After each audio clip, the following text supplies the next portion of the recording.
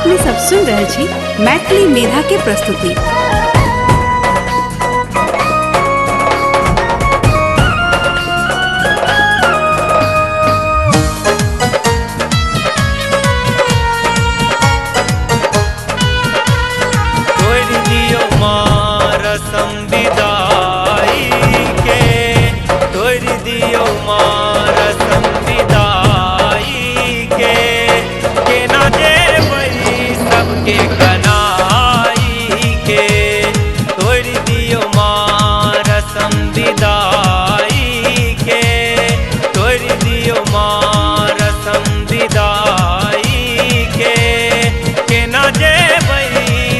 के कनाई के 9 दिन रख लऊं घर में माँ, 9 दिन रख लऊं घर में माँ, कहबर बना दी के तोड़ दियो माँ रसम विदाई के, तोड़ दियो माँ रसम विदाई के न जे भई सबके कनाई कनाई के न दे भई सबके कनाई के।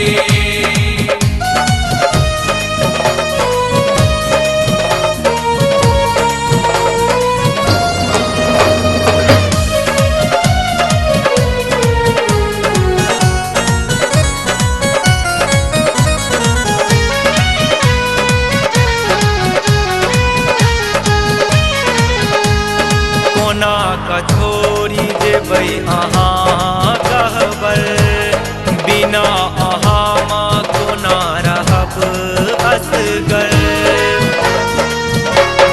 कोना कछोरी जेबै अहाँ कहबर, बिना अहाँ माँ कोना रहब असगर।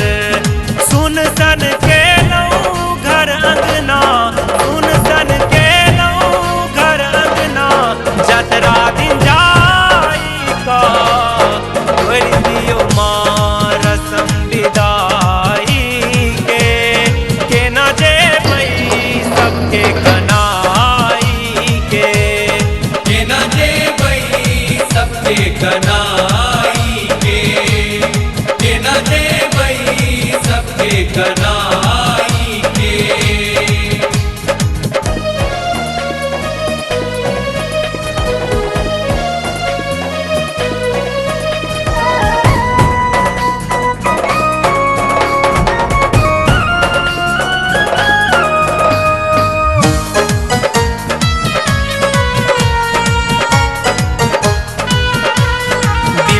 के मारल हम अबोध छी माँ, कता रहब से किछ फुराइत नहीं माँ।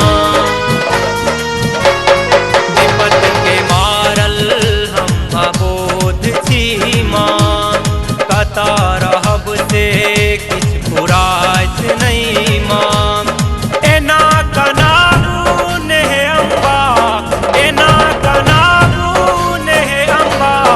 अपन बना दी का तोड़ दियो माँ रसम विदाई के न जे भई सबके कनाई के न जे भई सबके कनाई के न जे भई सबके कनाई के। 9 दिन रख लऊं घर में माँ, 9 दिन रख लऊं घर में माँ, कहबर बना दी के तोड़ दियो माँ रसम विदाई के, तोड़ दियो माँ रसम विदाई के न जे भई सबके कनाई के न जे भई सबके कनाई के न जे भई सबके कनाई के न जे भई सबके कनाई के न जे भई सबके कनाई।